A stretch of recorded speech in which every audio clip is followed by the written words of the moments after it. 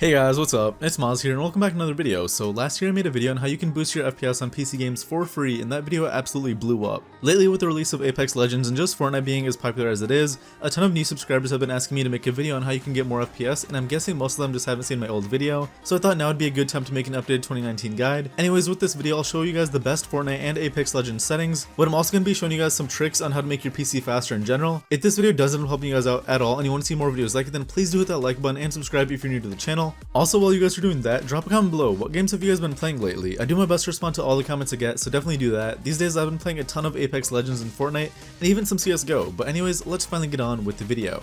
So I've been playing PC games for about 5 years now, and here's essentially what I would say my FPS rating scale is. If you're getting 30 or less FPS, then I'd say you can consider that to be pretty bad, but anything above like 20 FPS can be considered playable still if you're in that range, but it's usually meant for more like single player games and stuff like that. It's gonna be pretty awful for multiplayer ones, I'm just gonna keep it real with you guys.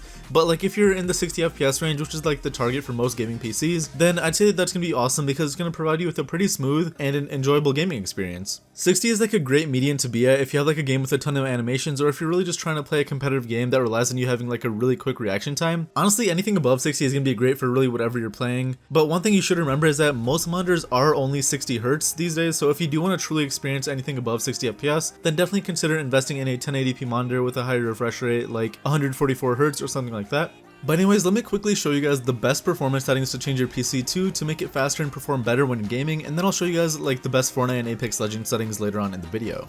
Alright guys, so a lot of the steps in this video are going to be pretty similar to my last one, but I'm going to try to do a bit more specific stuff with like the games near the end of the video. So the first thing that I want you guys to do is go and tap the Windows key on your keyboard, or just go down here and just tap the start Windows button right here, and it's going to open up the start menu. And once it does that, just go ahead and type in the word run. That's literally it, R-U-N. From there, hit enter, and you should see a window like this one right here.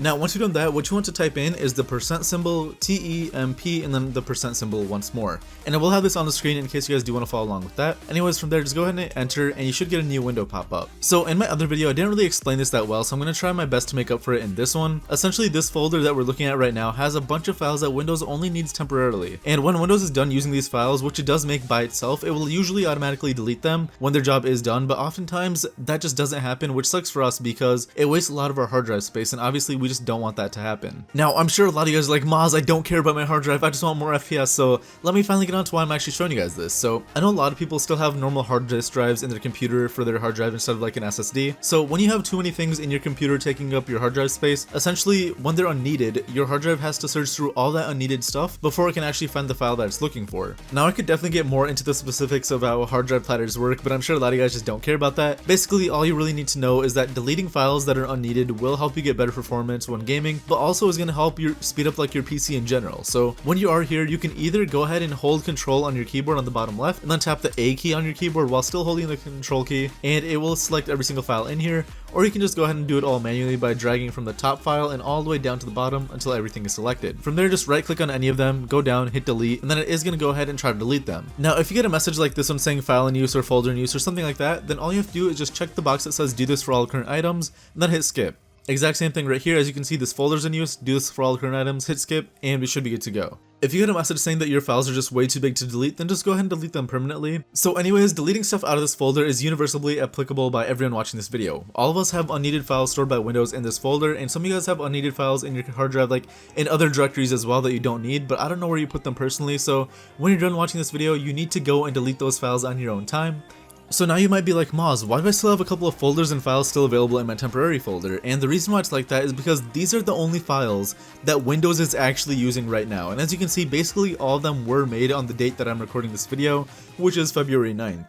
But now think about it. We only have like, I don't know how many is this, 7 files left right now, but we had a couple hundred or something earlier, which was crazy. Like, you guys saw me scrolling through that, like, that's insane. So we're only using 7, but Windows is storing that much more, which kind of sucks. But anyways, the next step that we actually want to do is clear our recycling bin, because everything that we just finished deleting got moved to the recycling bin. So it should be somewhere on your desktop. All you have to do is go click on it, right click, and then hit empty recycling bin. From there, go ahead and hit yes. Obviously, you should go ahead and check it, make sure that there's nothing that you genuinely want that you deleted like before this video actually got started. So So if I go ahead and open up my recycling bin now, as you can see, literally it's empty, there's nothing there anymore, and now we can finally get on with the next step. Anyways, the next step is that we want to make sure that we're still in our file explorer like this, and what you want to do is look for where it says this PC, or in some cases it might say my computer. But anyways, click on that and you should see all of your hard drives that you have connected to your computer right here. So what you want to do right off the bat is go ahead and look for the one that has the Windows logo on it, click it, then right click it, go to properties, and you should see something like this right here. When you do that, you should see a button that says disk cleanup, so go ahead and click that, and from here it's going to actually help you clean up your hard drive space. But since we've already done two of the big steps that are actually going to happen in this, which was clearing our recycling bin and our temporary files, the file space that we're going to clear up by doing this is not going to be nearly as much as it could have been, but I still want to make sure that we're able to get rid of all the unnecessary files that we have on our computer. So go ahead, go through this, and literally go ahead and check every single thing that you can that's on here. So I'm going to make sure that I checked everything, bop. And you do want to leave compress your OS drive unchecked, and I do know that if I check this, it would clear 40 gigabytes off my computer, but hear me out for a second. Compressing your OS drive, or also known as your operating system drive, can be really good if you have like a really nice processor like I do, but I know a lot of the people watching this video probably don't. So let's not do that, otherwise then opening your files is going to take you way longer than it used to.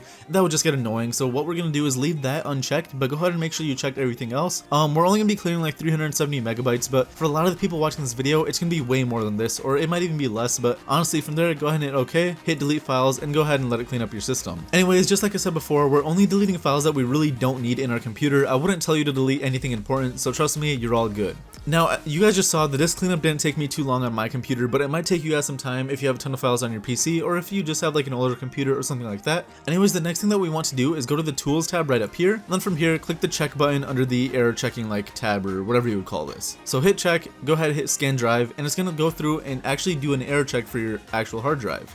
Now, mine already finished up, but it took me about like 30 seconds, but really all you have to do is just hit the scan drive button. It really shouldn't take you too long if you have like an SSD or something like that, like I do, but for some of you guys watching, this might take some time. But essentially what Windows is doing right here is it's going through to see if you have any hard drive errors, and it's going to try to fix them for you if needed. So anyways, we do see that our hard drive is perfectly fine, no errors were found. From here we can hit close and go down one button and hit the optimize button. So now one thing I do want to mention is that if you have any solid state drives like the one I have right here, then you don't want to go ahead and optimize that. And the reason why I'm saying that is because it's really just not necessary at all, because defragging an SSD essentially just shortens its life, and in return you get like no boost in performance, so it's really not worth it in the end. But for some reason Windows optimizes my drives on like a weekly basis right here. I should probably turn that off. I don't know why I haven't already. I should probably just turn it off for my SSD and keep it on for my hard drives. But anyways, Windows already did a optimization for me on the day that I'm actually recording this video. As you can see, I'm recording this on February 9th, and all these were done early morning on February 9th.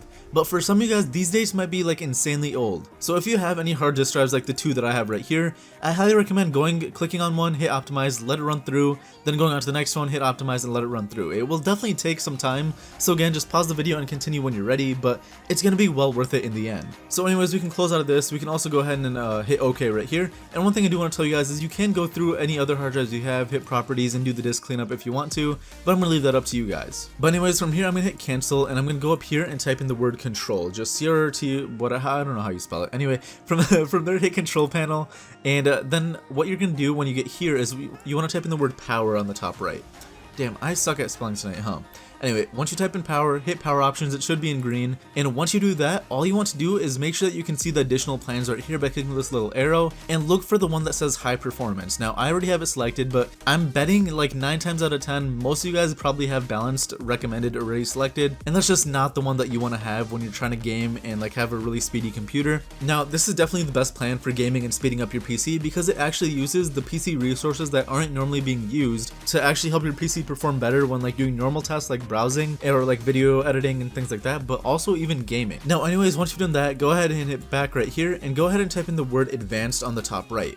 From there, go ahead and click View Advanced System Settings. There should be a little administrator shield right here. Once you click that, go and make sure that you're on the Advanced tab right here, and then hit Settings under the Performance tab. Anyways, when you're here, what you want to do is make sure that you adjust it for best performance, and then from there, it's going to uncheck everything. What you want to do from here is hit Apply and then hit OK. Now, when you change everything to best performance, then Windows is going to automatically stop doing some of the random animations that it does, like when you're using Windows. And sometimes the animations do look pretty cool, and you're going to notice that some things don't happen as cool as they used to, but they slow down the performance of older PCs and like lower lower NPCs a ton, so I definitely don't think that it's worth doing that, because think about it. Would you rather have cooler animations or like a faster PC? Honestly, I'm pretty sure all of us would agree a faster PC would be much nicer than having a slow PC, because it does like cool animations and stuff. Anyways, that's really it for the main tips, but one thing I do always forget to mention when doing these videos is that the next time that you do go to play your favorite game, what you should do right away is go to the game's video settings and just automatically turn everything to the lowest setting. From there, work your way up by slowly going through the settings to find the best middle spot that gives you the best visuals but also doesn't make you lag in game. Now the bright side with that is that Fortnite, like here are my settings for Fortnite now. Every single person who streams this game, like Tifu, Ninja, Courage, Nadeshot, me, everyone who streams this game basically plays this game on all the lowest settings possible besides view distance. So if you do want to get the best Fortnite settings, then I highly recommend copying the ones that I have on the screen right now. Anyways, now that I've shown you guys the best gaming settings for Fortnite, I'm going to be doing the same thing but for Apex Legends, and this is actually a game that just came out this past week, and these are the settings that I found work the best for most PCs right now. But again, if this doesn't work well for you, then go ahead and lower your game settings all the way down to the lowest ones possible, and then just slowly work your way up from there. It's honestly better to do that instead of starting from all high and then just lowering it from there. But anyways, from here, let's go to the settings tab right here, hit settings. Hey guys, sorry for randomly stopping the video, but I really just want to ask you guys, if you're a YouTuber and are looking to find a way to record your screen for free and upload like gameplays and stuff like that on YouTube, then definitely check out this video I made a few weeks ago. I will have it linked in the description below, so definitely check that out if that does interest you guys at all. Anyways, enjoy the rest of the video and drop a like if you guys are enjoying it. Thanks for watching, guys. See you in the next one. So straight off the bat in the gameplay tab, there really is not a whole lot that you have to do here. It's really just personal preference. Same goes for mouse and keyboard and controller. I don't know who plays this game with the controller on PC, but if you do, man, good luck to you. Anyway, the main stuff that we want to do is going to be in the video tab. And now the settings that you guys see right here, these are my personal settings that I personally play on. Damn, I need to turn off shadows. I don't know why I haven't done that yet, but anyway. These are not the settings that I want you guys to use. I'm actually going to show you guys, and I'm going to walk through each step and tell you guys what you guys should do personally. So for display mode, I personally play on borderless window because I'm alt tabbing like literally every other minute because I have to use like a bunch of different programs at once on my computer. But for most people, I highly recommend just keeping it on full screen because it allows the PC to strictly just focus on that window. And then for resolution, I would just recommend keeping that. Well, the aspect ratio, I would recommend keeping it at native. Don't change it up. It's really not worth it. For resolution, yours guys is probably going to be 1920 x 1080. I play at 2560 x 1440 because my monitor is like a really high-end one, but I'd recommend just keeping it at 1920 x 1080, or if you have like a lower end PC, bump it down to 1600 x 900. So for field of view, I like to keep mine around 104 or 103 personally because that's what some streamers said to do because that just results in like a better gaming experience. But if you do have like a lower end PC, then I highly recommend lowering this down to even below like the default 90 mark because that means that you're gonna have to see less in your your field of view in the gameplay, but it also means that your PC is gonna have to do less work when trying to load stuff up on your screen, which honestly should make it perform way better. So I'd try like keeping it at 80, maybe even 70. Honestly, like keeping it down at 70 is not gonna hurt your gaming experience at all. I personally do 104 or 103 because that's what I like personally, but trust me guys, I'm just trying to give you guys the best settings possible, and I really do think anything below 90, if you have like a lower end PC, is gonna help you improve this performance of your game a ton. Colorblind mode, personal preference I guess. VSync, always keep this disabled. Literally for every PC game I play, I always turn this off immediately, and it's always gonna result in a much better gaming experience for whoever's playing. Now for the adaptive resolution FPS target, now I highly recommend keeping yours somewhere between like 30 to 60, and on the chance that that just doesn't work well for you, like keeping it in that range, then just go ahead and bump this down all the way down to the bottom, and then go ahead and turn off anti-aliasing. But on the chance that doing it somewhere between like 30 and 60 works fine, then just go ahead and disable adaptive super sampling, but everything else should be fine as it is. Hey, shout out to my friend Marcus, he just invited me to a game. So once again, if you can do somewhere between 30 and 60 over here, then just go ahead and disable the super sampling. But if you can't do that and just bump it down all the way to 0, then just go ahead and turn off anti-aliasing. It's really simple from there. So from here, let's go ahead and scroll down, and the next step is the texture streaming budget. And for this, I'd probably just keep it at the default, but I think for a lot of the people watching this, you're probably gonna want to keep it at like 3 gigabytes or maybe even 2 to 3. If you can push it, then definitely do so. I have an RTX 2080, so I can keep mine at 8 gigabytes VRAM. For texture filtering, you want to bump this down all the way down to bilinear. For ambient occlusion quality, man, why do they use all these weird words? But anyways, go ahead and disable that. Like I said before, this is actually something I need to do personally. Turn off the shadows to low, turn these shadows off to low, and just turn this off to disabled. Gotta do that once more. There you go. Shadows in games like this, like Fortnite, Call of Duty, Overwatch, whatever you play, they really kind of ruin the gaming experience at times, so I highly recommend just turning them off. And then for the next two, go ahead, disable volumetric lighting, and of course, why are they trying to throw some more shadows at us? Anyway, the next step that you want to do is do this to medium, bump this down to disable. Actually, yeah, no, keep this at low, and then do this to medium as well. So from here, you can hit apply, you can hit escape, and then you can go into into a game and you should see that it should run way better on your computer than it could before watching this video. Now, like I said before, I do have an RTX 2080, so I can play this game at the highest settings possible and still have FPS in the hundreds, but these settings should help improve any gaming PC's performance with how this game runs and the visuals that you do experience while playing. If this video helped you guys out at all in any way and you guys do want to see more videos like, then please do hit that like button, share this video with your friends, and subscribe if you guys are new to the channel, because we are under 200,000 subscribers and I cannot reach out without your guys' help. Other than that, I hope you guys enjoyed, and I'll see you guys in the next one. Peace.